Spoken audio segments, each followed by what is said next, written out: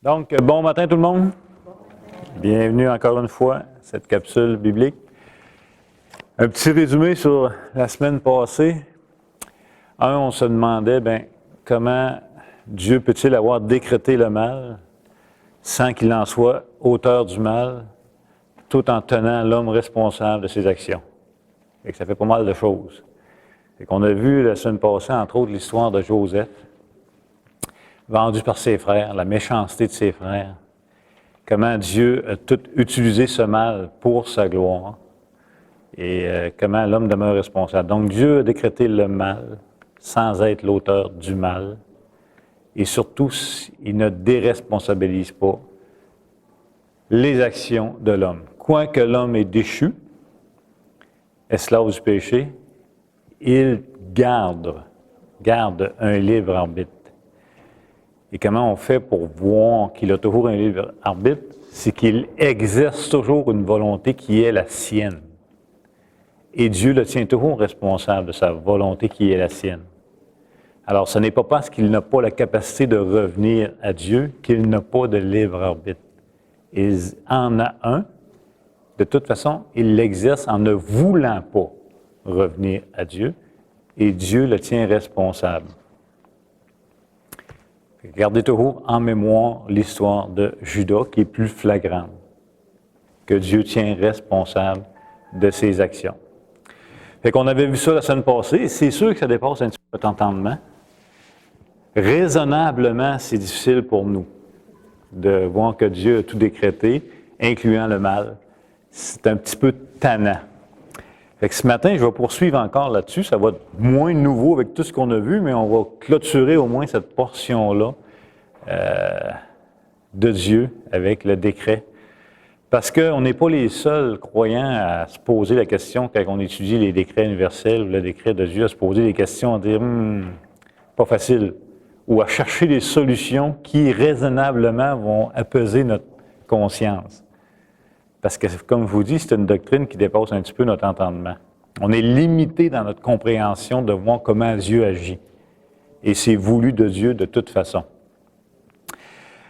Donc, un décret universel qui ne fait pas Dieu l'auteur du mal et qui est en harmonie, qui est compatible avec la liberté et la contingence, et en plus que tout concourt au bien suprême de la gloire de Dieu, c'est grandiose. C'est difficile pour nous de tout assimiler ça dans notre entendement.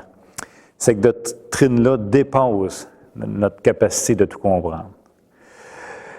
Puis devant cette difficulté, il y a deux solutions qui reviennent tout le temps. Deux solutions qui sont proposées en général dans l'histoire, quand on lit un petit peu ou qu'on lit des commentaires, qui sont proposées par les théologiens pour essayer de rendre ça plus raisonnable. Je vais appeler ça comme ça. Puis vous allez voir, vous allez bien suivre ce matin, je pense, parce qu'on a tellement parlé que vous allez même avoir les réponses avant que je pose les questions. La première solution qu'on a proposée, c'est qu'on reconnaît que Dieu a décrété d'avance son plan. Mais beaucoup ne reconnaissent pas tous les événements.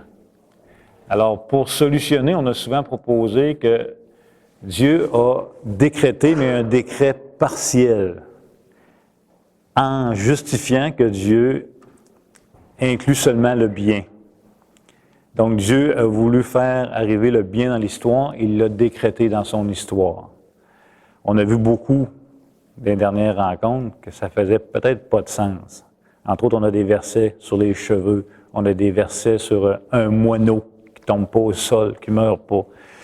Mais néanmoins, des gens vont soutenir beaucoup, Dieu, oui, a décrété, mais il a décrété le bien qu'il a voulu faire venir dans l'histoire, mais il a arrêté là. Donc, le restant, il ne l'a pas décrété nécessairement. C'est un point de vue qui est réconfortant, peut-être, de voir que Dieu peut décréter seulement le bien, parce qu'on associe Dieu au bien, puis c'est bon. Dieu est bon et complet, il n'y a pas de problème.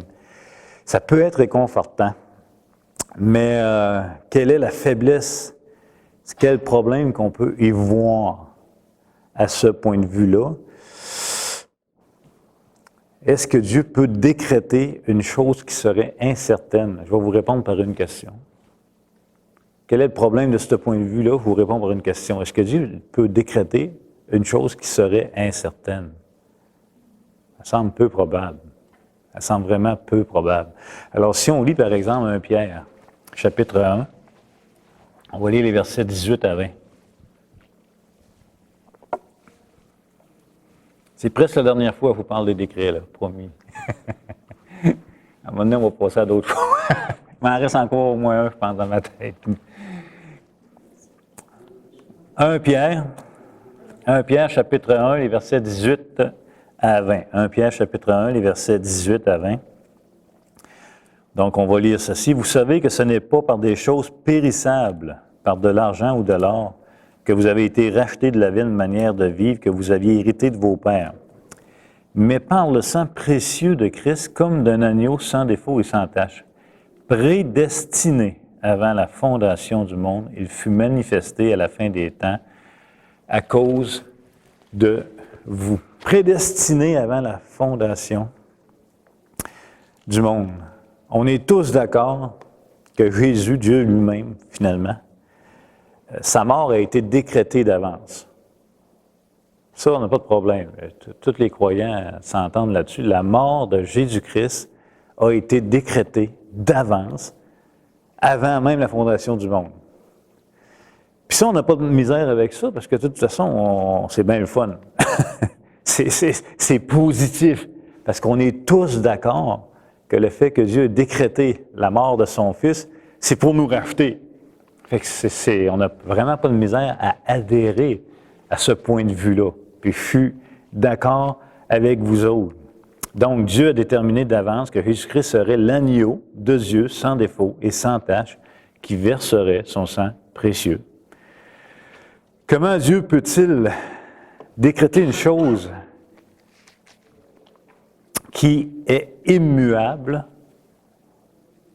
puisque tout ce que Dieu décrète est immuable, s'il y a des choses incertaines?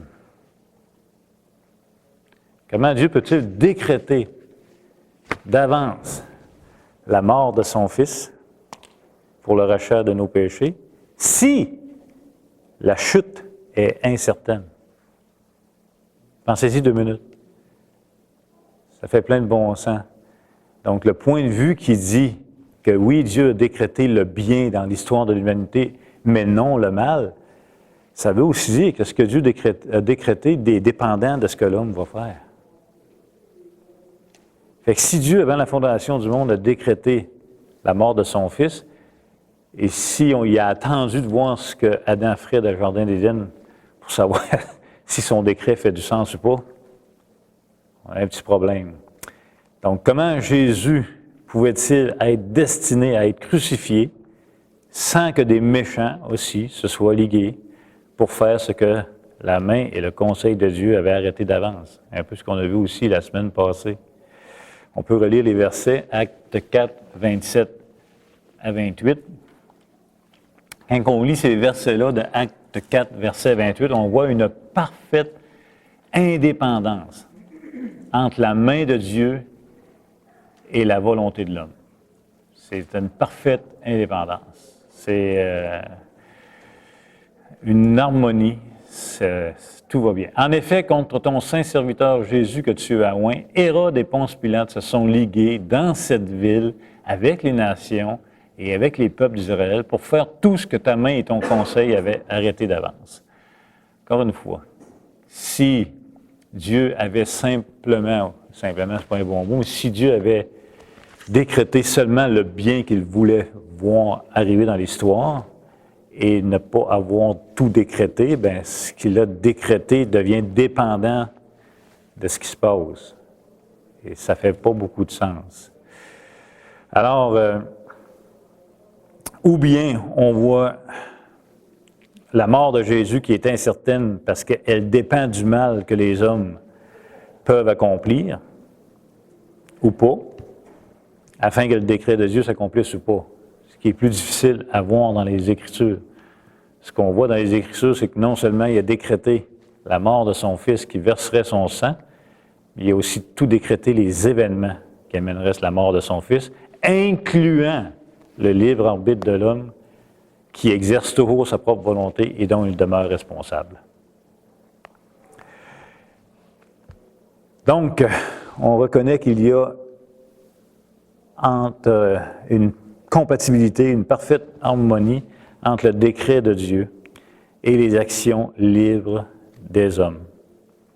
C'est ce que Joseph nous enseignait dans les chapitres 45, les versets 5 et 8, la semaine passée, qu'on a vu ensemble. Comment Dieu a utilisé le mal d'avance de ses frères pour faire arriver sa volonté pour sa propre gloire. Et en passant, le fameux verset, « Toute chose concourt au bien de ceux qui aiment Dieu », là, le mot « aimer » et le mot « élu », là, c'est la même chose. En d'autres mots, c'est Dieu nous déclare que toute chose concourt au bien de ses élus. Et c'est vraiment intéressant. Toute chose concourt au bien de ses élus, incluant tout le mal. Dieu le fait arriver au bien de ses élus, quoique nous ne comprenons pas tous. Okay? Donc ça, c'est le premier argument qui est souvent soulevé, que vous pouvez réfléchir, argumenter, regarder dans les Écritures pour éprouver cet argument-là. Donc ça semble beaucoup plus évident dans les Écritures que Dieu a non seulement décrété le bien qu'il a voulu, il a aussi décrété le mal qu'il a voulu. Et le mal, il n'en est pas l'auteur. L'homme demeure complètement l'auteur du mal. Et Dieu tient l'homme responsable de tout le mal. Encore aujourd'hui, là. C'est pas rien que dans le jardin d'Éden. Aujourd'hui, encore. Dieu tient responsable de l'homme qui exerce sa propre volonté à rejeter Dieu et à faire le mal. Donc, il y a vraiment une harmonie et une compatibilité incroyable entre les deux. Comment Dieu fait ça, je ne le sais pas. Pourquoi il fait ça? Tout ce que je sais, c'est qu'il dit que c'est pour sa gloire. Est-ce qu'il faut tout comprendre? Non. Je vais-tu tout comprendre les événements de ma vie qui m'entourent, les drames, les si autour de nous? Non. Mais où est-ce que je mets mon repos et mon espérance, c'est qu'il déclare qu'il contrôle toutes choses et il déclare que c'est pour le bien de sa gloire. Comment je peux définir sa gloire? Je ne suis pas capable de le savoir tout le temps. Je sais juste qu'il est Dieu, que ça fonctionne. Il faut lui faire confiance. Donc ça, c'est le premier argument. Mais suite à cet argument-là qu'on peut dénoncer avec les arguments qu'on vient de voir, il y a une deuxième solution qui est souvent proposée. Ça aussi, on en a parlé beaucoup ensemble, mais on va la revoir une dernière fois, si vous voulez bien. Et la deuxième solution qui est proposée, c'est que c'est un décret qui est conditionnel. Dieu a tout décrété, mais conditionnellement. Donc, il y a une condition à ce qu'il a tout décrété. Et quelle est la condition, pensez-vous? C'est qu'il a tout décrété en fonction de ce qu'il a vu d'avance. Donc, selon sa préscience. Fait que, quand on a étudié la prédestination, on a vu, ça ne marchait pas, là. Ça ne marchait vraiment pas avec la prédestination, que tu penses que Dieu a vu d'avance, je ne sais pas, moi, que Dominique Gontier se tournerait vers lui une telle journée, il a prédestiné Dominique à croire. Ça ne fonctionne pas, parce qu'il n'y a rien dans un mort qui peut produire la vie. Fait que Dieu ne peut pas avoir vu Dominique devenir vivant pour aller à Dieu. Ça ne fonctionne pas. Parce que Dieu est extrêmement clair d'un bord. Quand vous allez croire en moi, vous allez passer de la mort à la vie. Donc, un mort ne va pas à la vie. Un mort ne se crée pas la vie. Un mort ne se ressuscite pas. Le salut vient de l'extérieur. C'est la vie qui vient vers la mort, donner la vie, afin qu'il se tourne vers lui et qu'il dise « Je te suis, Seigneur, je vois clair ». Donc, sur le côté prédestination, on avait passé pas mal de temps pour voir ça ne marche pas dans les Écritures que si Dieu a vu d'avance qu'on va croire, c'est pour ça qu'il nous a prédestinés. Il nous a prédestinés pour son bon plaisir. Pourquoi nous, puis pas le reste des gens qu'on comprend? Vous pouvez vous poser la question, mais donnez pas de réponse. Et si vous vous posez la question sans donner de réponse, vous allez vous retourner vers Dieu, vous allez simplement dire, Seigneur, merci, je ne comprends pas, je ne sais pas, mais merci. Vous comprenez? Donc, sur ce fameux point de vue-là, que le décret de Dieu serait basé sur sa préscience pour tous les événements. Premièrement, c'est exactement comme Jacob Arminius l'explique concernant la prédestination au salut. Donc, Dieu a vu d'avance. C'est pour ça qu'il l'a prédestiné d'avance, on en a parlé. Mais on va lire la petite réponse de la confession de foi qui donne à cet argument-là, à page 18. On va lire le paragraphe 2. Le paragraphe 2 de la confession de foi, toujours dans le décret éternel de Dieu, dit ceci. Bien qu'il sache tout ce qui peut ou doit arriver, Dieu, cependant, n'a pas décrété telle chose parce qu'il les prévoyait comme futures ou parce qu'elles devaient arriver, étant donné les conditions préalables. Donc, les gens qui ont étudié et qui ont écrit ce petit bouquin arrivent à la conclusion que les décrets de Dieu ne sont pas conditionnels à sa préscience. C'est maintenant, moi, quand je dis ça, je trouve ça beau, c'est beau, c'est réglé, mais moi, ça, c'est fatigant pareil. Tu comprends? C'est comme, attends un peu, ça a l'air clair pour ces théologiens-là, mais on peut-tu voir dans les Écritures quelques arguments qui vont nous stimuler dans la parole de Dieu? Fait que je vais vous proposer deux choses. Comment on va répondre bibliquement à ce point de vue-là que les décrets seraient conditionnels à la préscience de Dieu? Avant de lire un texte, je veux être certain qu'on se comprenne bien, là, c'est que si son décret dépend de ce qu'il a vu d'avance, il faut que la chose arrive réellement pour qu'il puisse le décréter. Vous me suivez? Si Dieu a décrété tout ce qu'il a vu d'avance, bien, il faut vraiment que la chose arrive pour qu'il la décrète. C'est lié ensemble. Par exemple, s'il a décrété dans son décret universel que je vous parlerai ici ce matin au moment même, bien, c'est parce qu'il a vu d'avance que je vous parlerai ici au moment même. En d'autres mots, si un matin j'avais été malade, que je ne m'étais pas déplacé, il n'aurait pas décrété que je vous parlerai, parce que je ne vous parlerai pas. Si j'avais fait un accident en m'en venant, il aurait décrété que j'ai fait un accident, il n'aurait pas décrété que je suis en train de vous parler. Vous me suivez? Fait que ça, c'est... Selon le décret conditionnel, la règle d'or, c'est que Dieu sait tout ce qui arrivera réellement. Et il faut que la chose arrive réellement pour qu'il le décrète avant la fondation du monde. Fait que tournez avec moi dans 1 Samuel, le chapitre 23.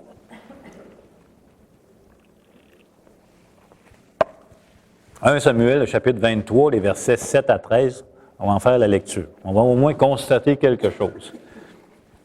Puis ensuite, je vais vous amener sur un autre argument qui, selon moi, est beaucoup plus même puissant pour voir qu'on a un problème avec ce point de vue-là d'un décret conditionnel. Donc, 1 Samuel, chapitre 23, les versets 7 à 13, on va en faire la lecture. J'entends plus de page. Donc, Saül fut informé de l'arrivée de David à Keïla, et il dit, « Dieu le livre entre mes mains, car il est venu s'enfermer dans une ville qui a des portes et des barres. » Et Saül convoqua tout le peuple à la guerre afin de descendre à Keïla et d'assiéger David et ses gens. David, ayant eu connaissance du mauvais dessein que Saül projetait contre lui, dit au sacrificateur Abiathar, « Apporte l'éphod. » Et David dit, « Éternel Dieu d'Israël, ton serviteur apprend que Saül veut venir à Keïla pour détruire la ville à cause de moi. Les habitants de Keïla me livreront-ils entre ses mains? Saül descendra-t-il comme ton serviteur l'a appris? Éternel Dieu d'Israël, daigne le révéler à ton serviteur. » Et l'Éternel répondit, « Il descendra. » David dit encore, « Les habitants de Keïla me livreront-ils, moi et mes gens, entre les mains de Saül? » Et l'Éternel répondit, « Ils te livreront. » Alors David se leva avec ses gens, au nombre d'environ 600 hommes, et sortit de Keïla, et s'en allèrent où ils purent. Saül, informé que David s'était sauvé de Keïla, suspendit sa marche. Un texte classique. Alors, dans ce texte, ça met en lumière que non seulement Dieu sait ce qui arrivera, mais il sait aussi ce qui pourrait arriver. Et ça fait une différence. Si Dieu sait tout ce qui va arriver, parce qu'il l'a vu arriver, ici, ce n'est pas arrivé. Ce qu'il a dit qu'il arriverait n'a pas arrivé. C'est pour ça qu'il n'a pas seulement décrété le bien et le mal et la bonté, mais aussi la contingence. La possibilité que des événements arrivent ou pas, il l'a aussi décrété. Et c'est ce qu'il dit dans le petit, il faut vous relire la fameuse petite phrase du Picot 1, du chapitre 1 du décret éternel, quand il dit « Il ne fait pas violence à la volonté de la créature, mais la liberté ou la contingence de cause seconde sont bien plutôt établies qu'exclues. » Donc, la semaine passée, on avait mis un petit peu l'emphase, par exemple, sur ce qu'on appelle le hasard. Vous vous souvenez? On jette le sort dans le pan de la robe, toute décision vient de l'Éternel. Même le hasard n'a pas d'autorité, n'a pas de pouvoir en lui-même, puisque la décision est prise d'avance par l'Éternel et le hasard va être conforme à la décision. Quand on a choisi le 12e apôtre, ils ont dit « Dis-nous qui t'a choisi » et ils ont tiré au sort. Ils n'ont pas dit « Choisis quelqu'un par le sort ». Non, révèle-nous ton choix. Révèle-nous ce que tu as décidé d'avance concernant le 12e apôtre, qui en passant, il est bien critiqué, tu le temps, une petite parenthèse, qui est bien critiqué, ce choix-là, parce qu'ils l'ont tiré au sort. Mais je ne crois pas qu'on ait besoin de critiquer cela. C'est la dernière fois que le sort est utilisé dans les Écritures, dans Actes chapitre 1, avant que le Saint-Esprit, avant la naissance de l'Église. Ça ne semble pas une pratique approuvée par Dieu dans la naissance de l'Église. Tout le long de l'Ancien Testament, le sort est utilisé. Vous avez ça dans Néhémie, vous avez ça dans les Proverbes, etc., etc.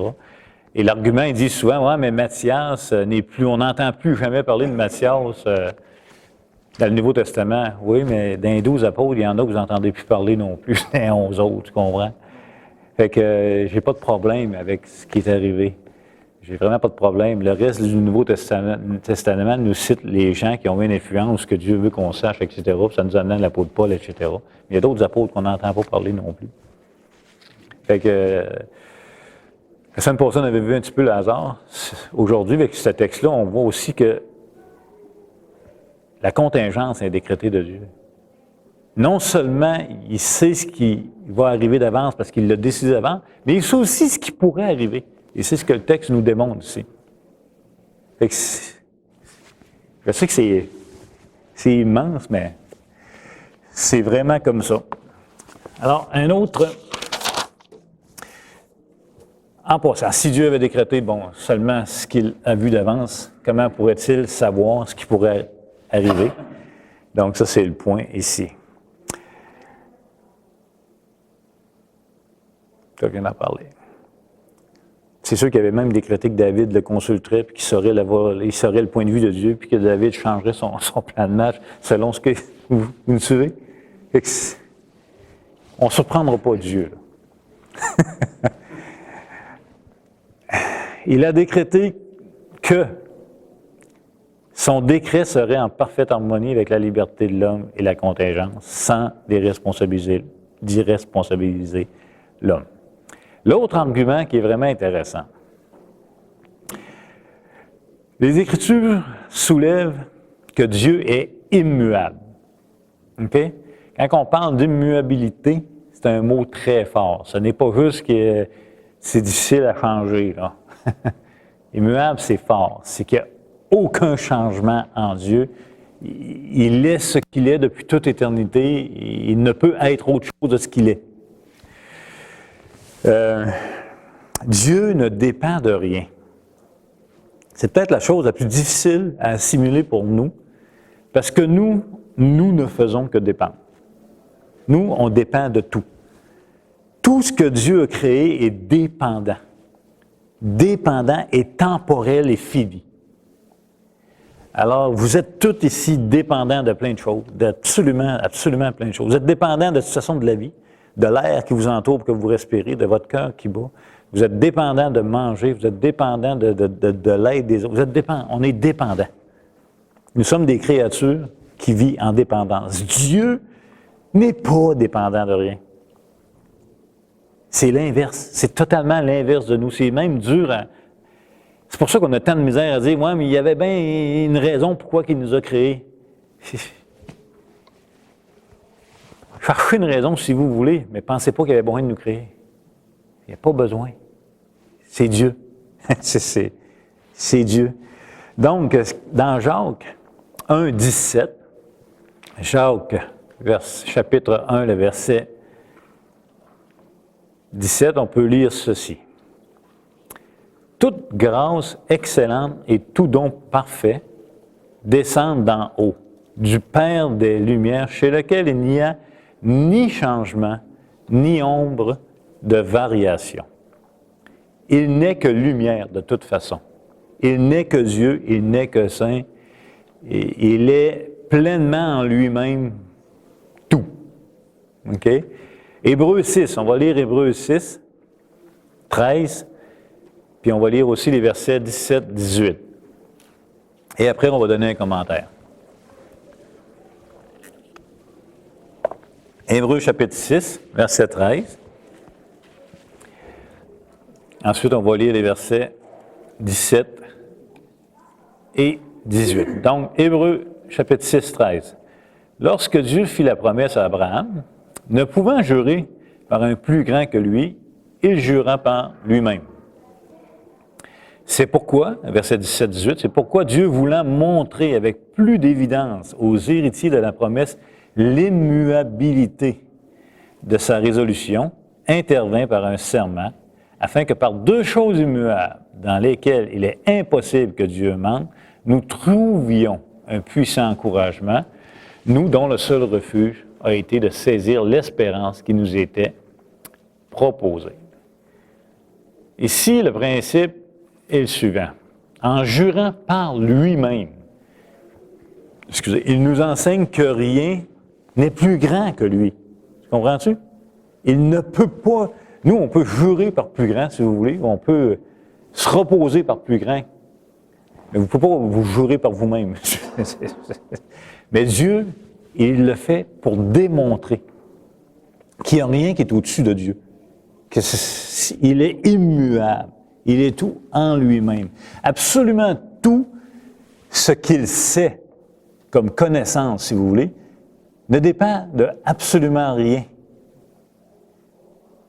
Vous me suivez? Sa connaissance ne dépend de rien. Absolument rien. Il est tout ce qu'il est. Il ne dépend de rien. Sa connaissance est éternelle et infinie. Contrairement à nous, on est temporel puis fini. Nous, ce qu'on connaît, on l'apprend de l'extérieur et on est dépendant du temps et on est fini. On achève. Dieu, il est éternel et infini. Sa connaissance est éternelle et infinie. Il est le même hier, aujourd'hui, éternellement. Il est tout en lui-même. Alors, on est toujours dans la question d'un décret conditionnel à ce qu'il aurait vu d'avance. Si son décret est conditionnel à sa préscience, par exemple, si son décret est conditionnel à ce qu'il a vu d'avance, bien, sa connaissance est donc dépendante de l'activité humaine et des temps. Me suivez-vous? Je disais avec Olivier jeudi, on disait, bien, qui a appris quoi à qui, là? Vous avez deux options. Vous pensez que les décrets de Dieu ou le décret universel de Dieu, il est conditionnel à sa préscience, donc à ce qu'il a vu d'avance. Bien, vous devez admettre que Dieu a regardé ce que sa création ferait pour comprendre et savoir ce qu'il ferait. Donc, il y a une connaissance qui est à l'extérieur de Dieu, qui est celle de l'activité humaine. Moi, ça ne rassure pas, là. Je vous le dis tout de suite. Si c'est nous, par notre activité humaine, par nos choix qu'on fait chaque journée, qui a appris ce qui se passerait sur la planète à Dieu, et mes amis, ça va pas bien. Fait que ça ne tient pas la route. Ça ne tient pas la route. Ce qui tient la route, c'est que Dieu a tout décrété en lui-même, librement et immuablement, toutes les choses d'avance. C'est pas comme ça que Dieu a décrété, là. Dieu n'a pas décrété en regardant attentivement, OK, on met tous les ans à prendre des notes, on regarde tout ce que l'activité humaine, tout ce que ma création va faire pour décréter ce qu'ils vont faire. Non, non, non, non. C'est l'inverse. Il a tout décrété, et ce qu'il voit d'avance, c'est ce qu'il a décrété, et ce qu'il a décrété est en parfait, compatible parfaitement encore avec votre libre arbitre, parce que vous agissez et on agit toujours selon notre volonté, selon le bon vouloir de notre volonté. Et c'est pour ça qu'il nous tient toujours responsables de nos actions. Et il a aussi décrété la contingence, donc la possibilité qu'un événement arrive ou pas. Et toutes les causes secondes. Et c'est pour ça qu'il dit dans la confession de foi, il dit, il ne les a pas exclus, mais il les a établis. Tout, absolument tout. Oui, monsieur. Il va falloir vous parler plus fort. Ça serait-il pour sa gloire que toutes ces choses-là arrivent, mettons que Dieu est en difficulté ou en misère? Monsieur, il dit pour ceux qui n'ont pas entendu, est-ce que c'est-tu tout pour sa gloire, tout ce qui arrive, puis quand on est dans la misère? Oui, mais vous l'avez dit, ça. Ça, c'est pas notre. C'est ça, lui, à gloire. Souvenez-vous de l'aveugle-né. Hein, quel péché qu'il a fait pour nous donner aveugle? Ses parents qui ont péché, nous autres, on veut la raison du malheur. Et Jésus dit, ben, c'est pour ma gloire. Et quoi? Oui, mais tu comprends pas, il est né aveugle, il souffre, il quête sur le bord du chemin toute sa vie, il vit le martyre, toi tu te dis, non, c'est pour ça. Non, ne cherchez pas la raison du péché, pourquoi il est né aveugle, parce qu'il y avait aussi une tradition à l'époque. Et je vous le dis, c'est pour ma gloire. Pour ma gloire. C'est pour sa gloire. Mais ce qui est réconfortant, c'est que toute chose concourt au bien de ceux qui aiment Dieu. Qui aime Dieu, sinon ses élus? Parce que ces élus aiment Dieu parce qu'ils ont été aimés et connus d'avance. Fait que c'est rassurant quand même. Donc, Actes 15, 17, 18.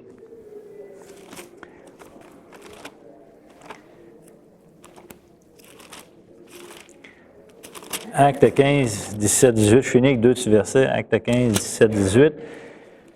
Afin que le reste des hommes cherchent le Seigneur, ainsi que toutes les nations sur lesquelles mon nom est invoqué, dit le Seigneur, qui fait ces choses et à qui elles sont connues de toute éternité. Connues. OK? Connues, là, puis préscience, c'est la même affaire. Vous pouvez y aller dans le même sens. Donc, aucune condition en dehors de sa volonté est trouvable pour ces décrets. Ces décrets ne sont pas conditionnels. Ne sont pas. Acte 17, 26. Allez, ça va vite, ça va vite pareil. Hein? Acte 17, 26. Il a fait que tous les hommes sortis d'un seul sang habitent sur toute la surface de la terre, ayant déterminé la durée des temps et les bornes de leur demeure. Tout est déterminé d'avance. Tout est dans ces décrets. Avec un dernier petit commentaire, quand vous lisez le verset de 1 Pierre 1, 2, on peut le lire, là. T'inquiète, retard, on est en retard.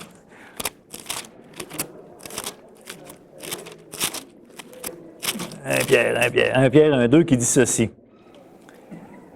On va lire verset 1 et 2. Pierre, apôtre de Jésus-Christ, à ceux qui sont étrangers et dispersés dans le pont, la Galatie, la Cappadoce, l'Asie et la Bithynie, et qui sont élus selon la préscience de Dieu le Père, par la sanctification de l'Esprit, afin qu'ils deviennent obéissants et qu'ils participent à l'aspersion du sang de Jésus-Christ, que la grâce de la paix vous soit donnée. Ici, il dit qu'ils sont élus selon la préscience. OK?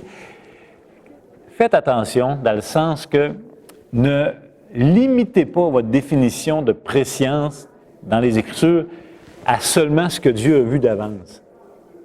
Le mot ne se limite pas à ce qu'il a vu d'avance. Le mot, c'est aussi lié à connu d'avance. Et si vous allez plus loin, le mot est aussi lié à aimer d'avance.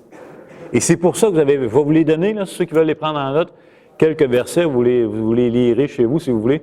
C'est lié avec ce qu'il a vu, sa préscience. C'est pas juste voir, c'est connu et aimé d'avance. 1 Jean 3, 1. 1 Jean 3, 1. 1 Jean 4, 10 et 19. 1 Jean 4, 10 et 19. 1 Corinthiens 8, 3. 1 Corinthiens 8, 3. Galates 4, 9. Galates 4, 9. Et le dernier, 2 Timothée 2, 19. 2 Timothée 2, 19. Vous allez voir que c'est connu souvent d'avance. Puis vous allez voir que c'est aimé aussi d'avance. Alors, toute chose concourt au bien de ceux qui ont aimé Dieu. Qui sont ceux qui ont aimé Dieu? Ceux qui ont été connus d'avance, ceux qui ont été aimés d'avance, ceux qui ont été élus d'avance. Alors, tout ce qui se passe sur cette vie humaine concourt au bien de Dieu et son bien est orienté vers ses élus. Bon dimanche.